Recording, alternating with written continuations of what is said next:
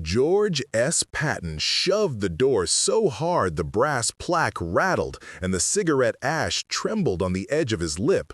He didn't wait for permission to fill the dim briefing room with a laugh that tasted of gun oil and gasoline.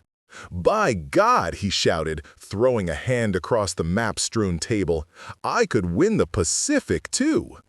The words were a dare wrapped in a cigar smoke, and for a breath the room held the brittle hush of an audience caught between amusement and alarm.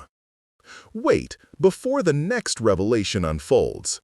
If this story has already captured your heart, let us know where you're following from. To ensure you don't miss unexpected twists, emotional reconciliations, or new beginnings, subscribe and stay connected. Now, back to the story. MacArthur's silhouette did not rise from his chair like a man startled. It unfolded like a carved thing turning to face the sun. He had been watching the tableau, Patton's grin, the younger officer's eager eyes, the sea of notepads and cigarettes. And when he spoke, his voice was flat and inevitable. "Winning wars is not a contest of wills, George. It is a stewardship of men." The few syllables landed harder than Patton's boast, a measured rebuke that smelled of iron discipline and older, lonelier battles. Evelyn Hart felt the rebuke like a hand at the base of her throat. She had been standing at the periphery, notebook pressed to her chest under the pretense of taking minutes. But she heard everything, the bravado, the reply, the ripple of meaning under each tone. Evelyn's world had been hospital wards and bedside lamplight, the folded faces of boys who died with a name on their lips. She had learned to keep voice low and eyes sharp. War taught nurses to be precise about who they trusted. Yet when Patton laughed, she felt a reckless lift, as if some brittle thing inside her might crack toward light. She knew both men by the small things. MacArthur's cane tapping the linoleum, the way his eyes searched maps the way others read scripture. Patton's habit of unsnapping his gloves to polish them obsessively, his hand trembling, not with nerves, but with a hunger for recognition.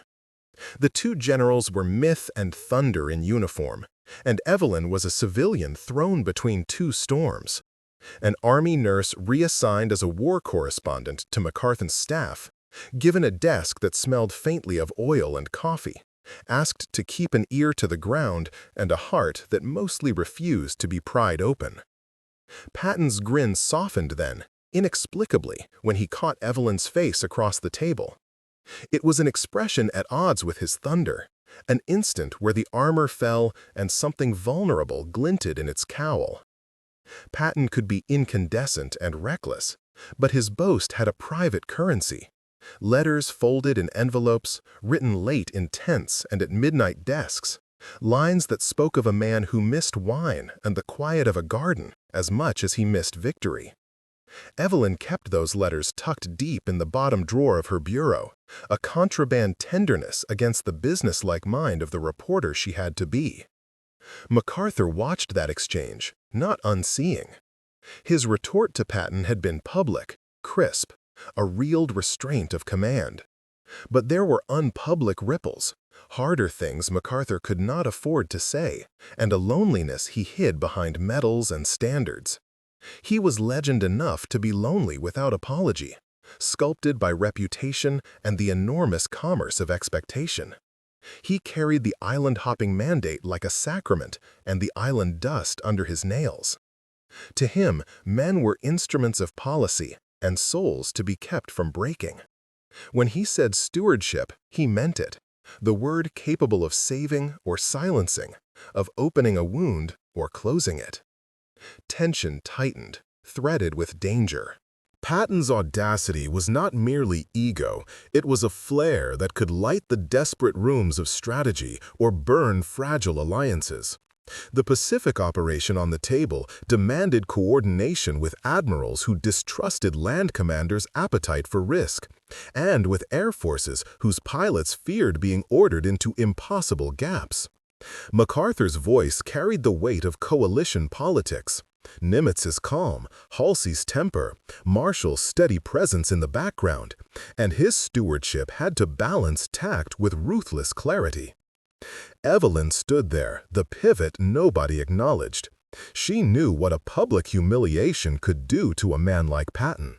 One snub from MacArthur could exile a general as surely as a court-martial, and the possibility made her palms sweat against the paper. She had to decide, already, whether to file a report that would inflame tension, or to fold Patton's letter back into her drawer and pretend the spark had never sparked. Her duty to truth warred with an unspoken loyalty to a man whose handwriting had become a map of his private weather. "George," MacArthur said, not unkind, the piquancy of command softened by a phrase that hinted at something softer than doctrine. "Audacity without measure becomes recklessness. Recklessness kills men." The room inhaled.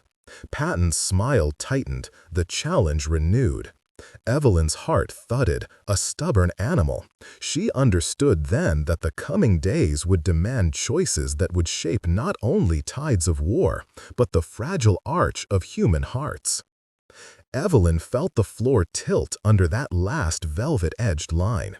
She had never been a woman of indecision. Wartime bred a habit of choosing quickly and sticking to it. But the choices now were layered like trenches. MacArthur's restraint had the gravity of a gavel. Patton's grin still hovered like a dare. Around the table, young aides cleared their throats, and for the first time, the absurdity of her position pressed cold against her ribs. Nurse, correspondent, clandestine keeper of a general's soft handwriting. The more she listened, the more she realized the debate was not only about beaches and airstrips. It was about what price they were willing to demand of men who trusted them to be steady.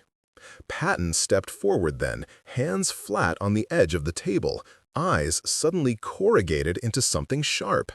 "Douglas," he said, and the name was both challenge and plea.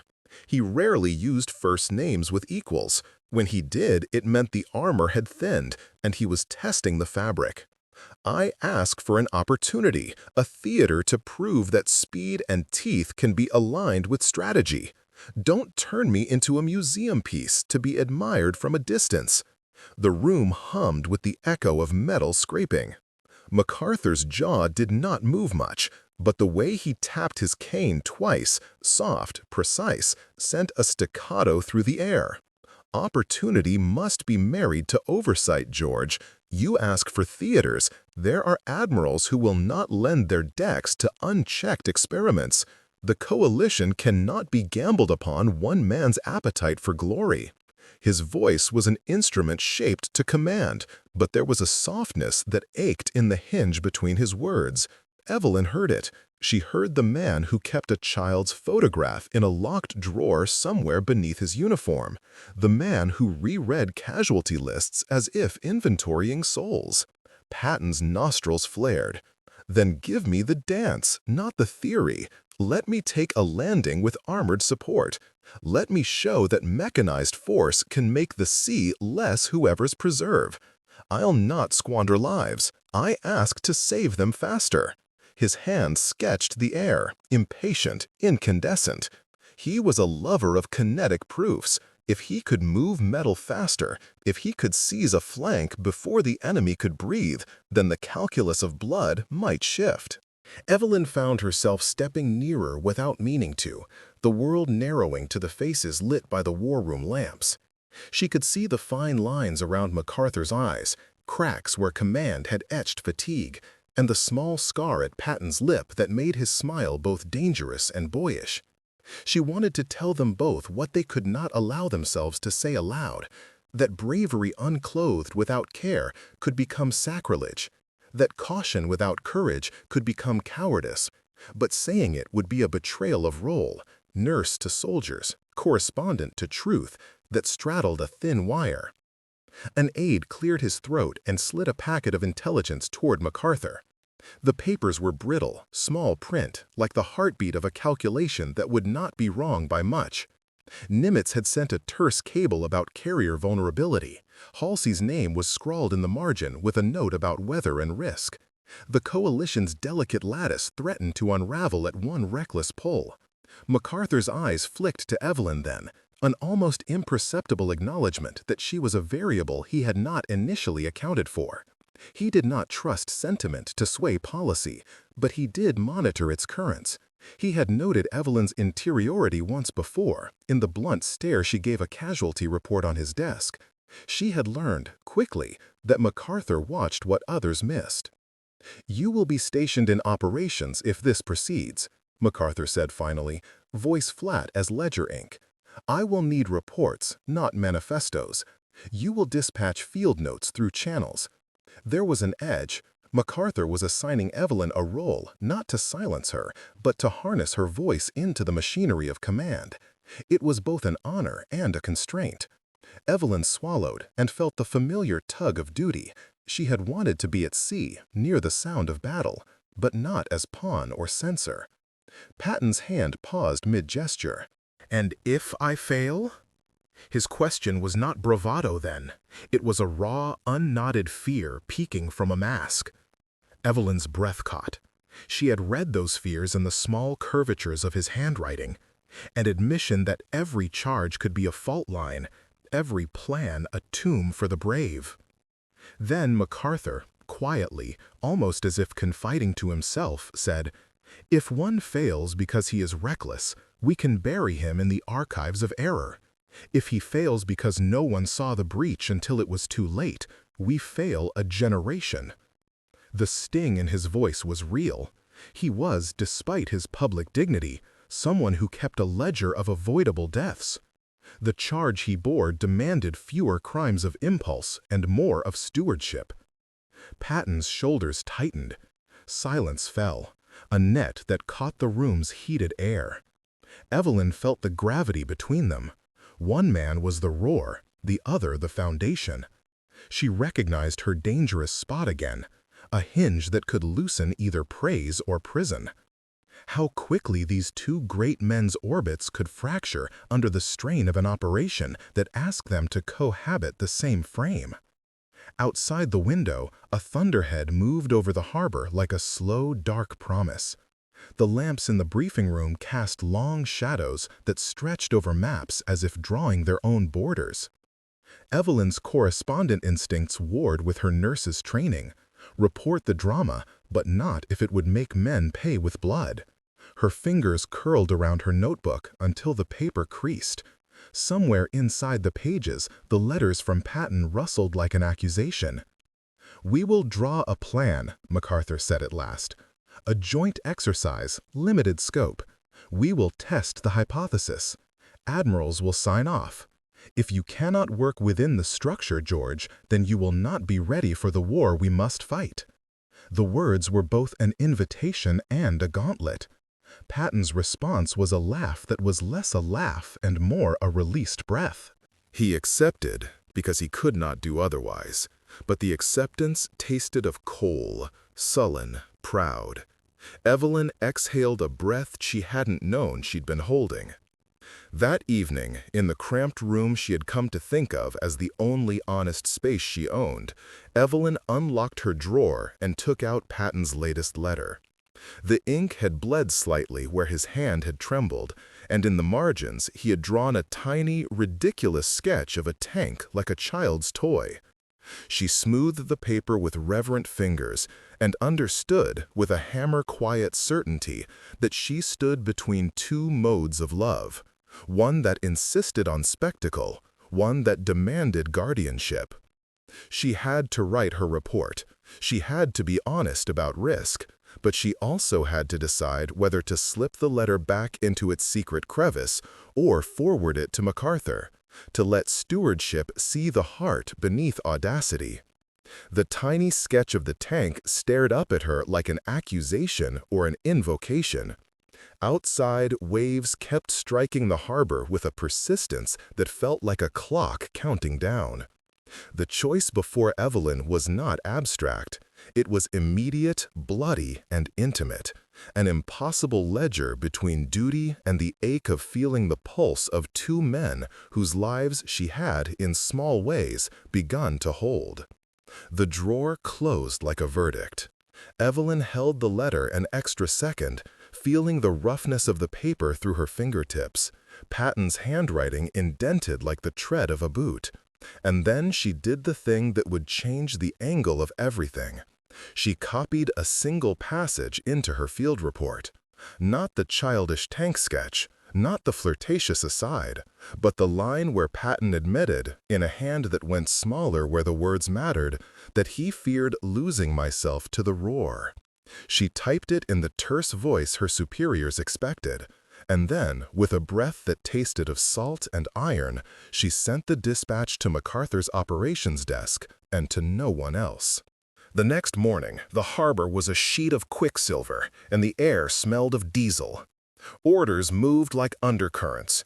Men boarded landing craft with the resolute silence of those trained to make fear function. Evelyn rode with the operations team, notebook closed against her breast as if it could stop the wind from stealing secrets. Patton walked the dock in boots that hammered at the planks like punctuation. His jaw was a cliff. They were taking a small island, one that mattered more for morale and logistics than for headlines, and MacArthur had insisted on a joint rehearsal, a measured test of Patton's mechanized ideas alongside naval cover. The landing was messy and honest. Waves closed over the ramps. A jeep wheel caught a reef and sent a young sergeant face first into water that tasted of salt and surprise. Patton barked orders that were equal parts poetry and pain, his voice cutting through the hurricane of surf and shouts. Tanks thudded off the LST like iron hearts being born, groaning as ramps met sand.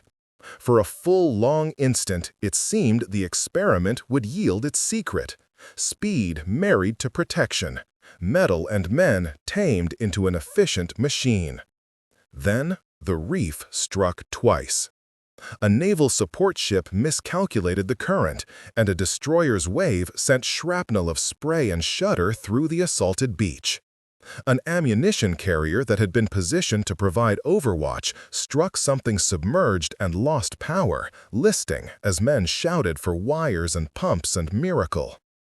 Enemy snipers, unexpected, feral, began to pick from among the landing parties with surgical patience. The exercise became a crucible. Men fell. The order of the plan splintered like a broken mast. Patton moved then like a thing unmoored. He leapt into a knocked-out bulldozer, hands working levers with a surgeon's agility, scrabbling at radios, at gestures, barking alternatives. He was incandescent and precise, a general jamming himself into the mechanisms of men. At one point, Evelyn saw him half suspend a corporal by his collar to drag him out of fire, and the corporal looked at Patton with a light that said he would follow this man into any dumb, glorious hazard. MacArthur watched from the command boat, cane braced, as if the weight of command could be physically supported. He did not shout in the way Patton did. He issued adjustments, clipped and economical, speaking into a radio that made him sound like a judge passing a measured sentence. Yet, when a mortar threw up a plume where men had only an instant before gone quiet, his hand brushed at his chin, and for a beat he looked years older. Evelyn ran forward where she could, the nurse-trained reflex that made her find the men who still breathed. She patched wounds with a steadiness that surprised her and whispered names into ears as if saying someone's name could make noise help them find life. She also watched the politics writ small. An admiral on the destroyer's bridge curse into his fist, arguing with a captain over the placement of guns. An air officer phone-calling Halsey with fury in his vowels.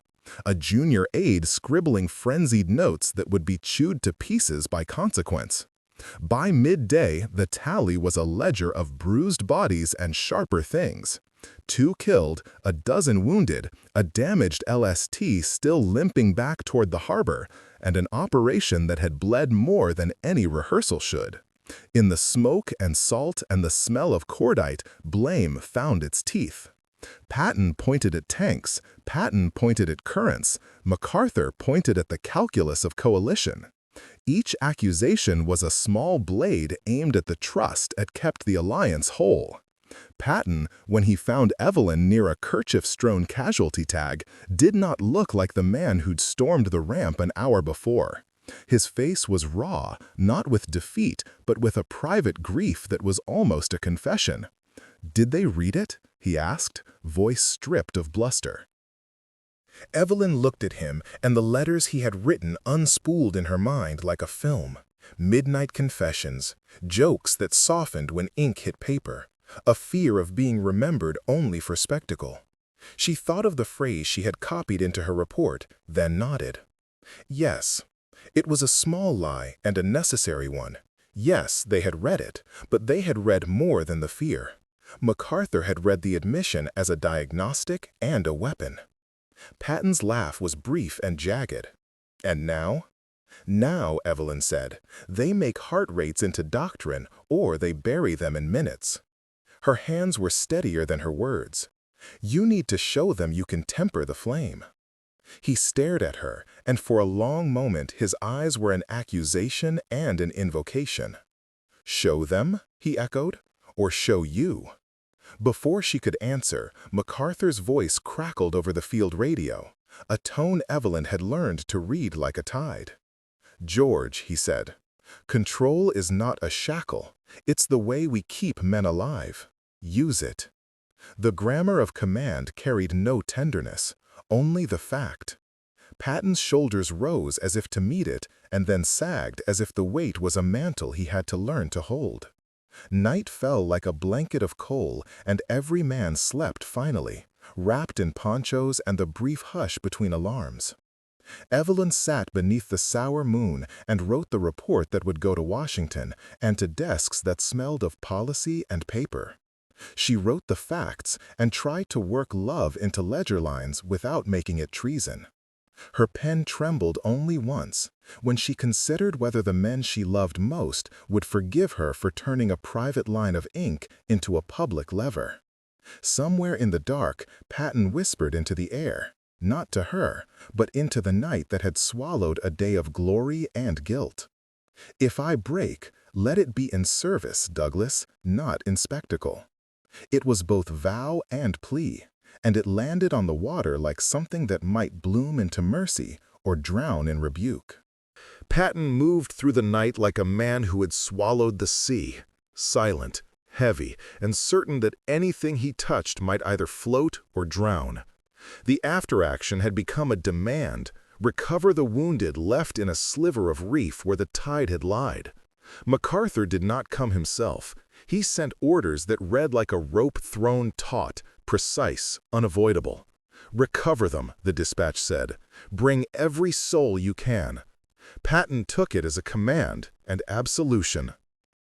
Evelyn rode with the rescue party as the sky peeled to bruise. She smelled cordite and the iron of human blood, and realized that every breath she drew was charged with the possibility of being witness or burial. The water slapped the hull. The men on deck moved like parts of a machine, hands calibrated to risk. Patton stayed at the prow, a gaunt silhouette framed by oil-slick waves, his face a study in stubborn sorrow. He had not gambled for glory tonight. He gambled for redemption. They struck the reef under moonlight, engines coughing white. Snipers still picked like careful surgeons. A mortar had turned one stretch of beach into a dentist's nightmare of shrapnel. Patton's orders were quick as prayer: suppress, fan out, reach the broken men. Tanks were useless in that shallow. The rescue was a riot of small boats and desperate hands. Evelyn slid into surf with a medic who swore like a saint, and found herself hauling a boy heavier than she expected, his eyes bright with apology for living. At the center of the chaos, Patton was a pivot. He hoisted stretchers, he took bullets for men who could be sons to him. Once, a splintered beam fell toward him, and he shoved a corporal clear. The metal nicked his side, and he did not curse. He counted instead. When a blast flung a man beneath a ski of incoming surf, Patton dove without thought for spectacle. He struck the water and came up with a weight that was human, not heroic, and Evelyn thought she would know him then by the way his breath came, as if he had been forgiven. MacArthur's oversight arrived as a carrier of cold conviction. From the command boat, his voice crackled, orders that trimmed ragged edges and funneled chaos into salvageable lines. He did not step into the water, but he stepped into accountability. Watching Patton risk himself changed something in the marshal's eyes. Not affection exactly, but recognition. He radioed an allowance for audacity shorn of ego, a permission to act within bounds. It was small, and it unknotted a tension that had tightened like wire. The rescue ended not as triumph, but as ledger balanced. More saved than the morning had promised, and lives weighted with new debts. In the dim afterward, as men patched wounds and schlepped stretchers, Patton sat near the water and let the sky do what apologies could not.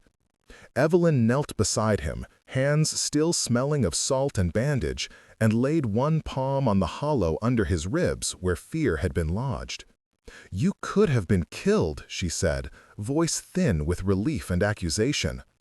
"I could have," he said, "but I chose to see them, Evelyn. Maybe that is the only kind of victory that will keep me whole." MacArthur's radio whispered across the waves, an unadorned message, report, then silence. Patton answered with a catalog of facts and, unexpectedly, gratitude disguised as gruffness. Evelyn watched the exchange and felt the old braid of command and care begin to rearrange. Where once there had been a gambit and a rebuke, there was now a shared ledger. Oversight that allowed risk, and risk that showed its limits.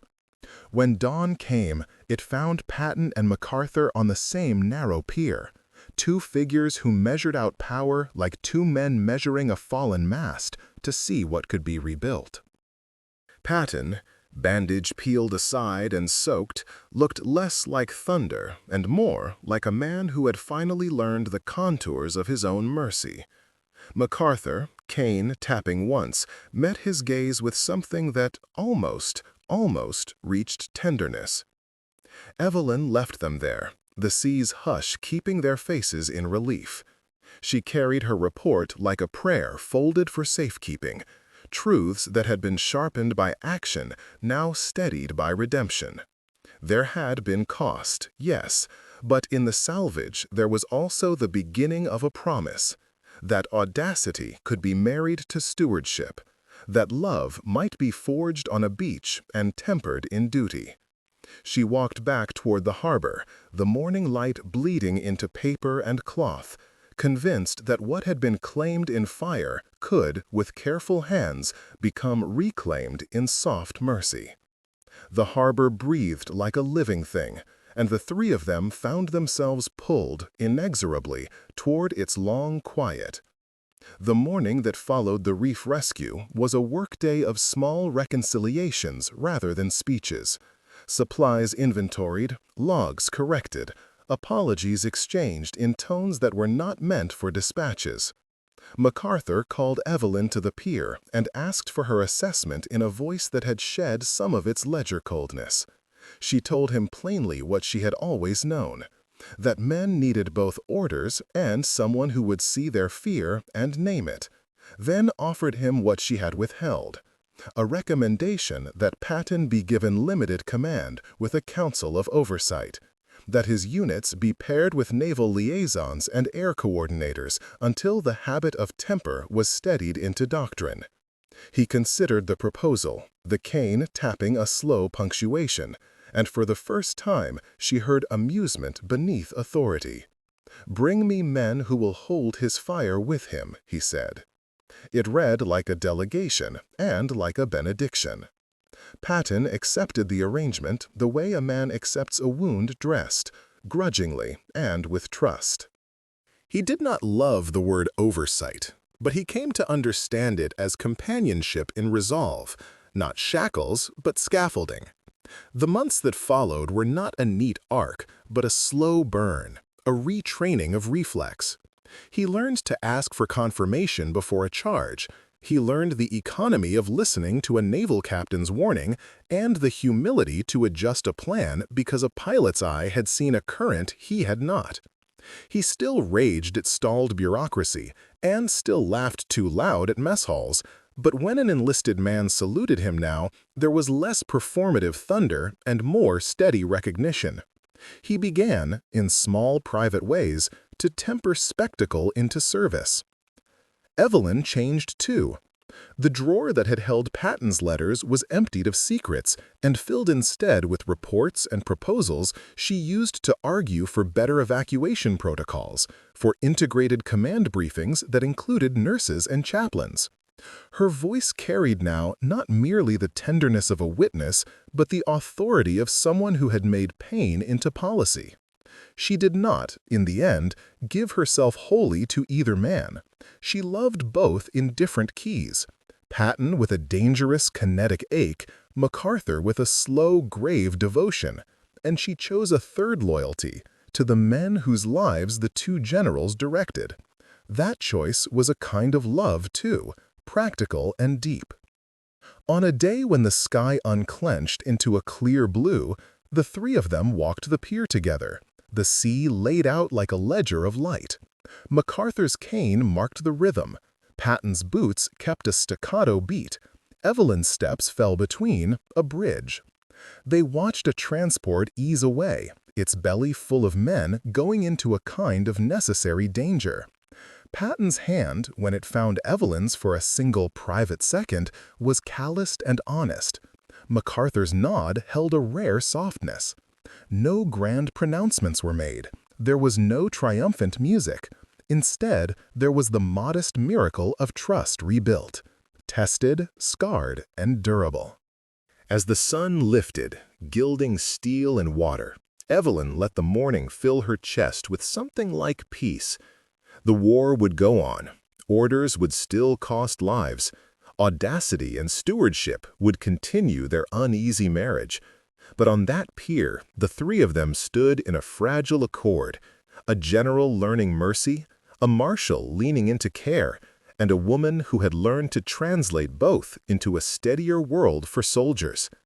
The harbor kept its quiet work, boats coming and going, ropes creaking like keepsakes, and their silhouettes held for a moment against the light, three figures whose complicated loves had been braided into something that could carry them forward.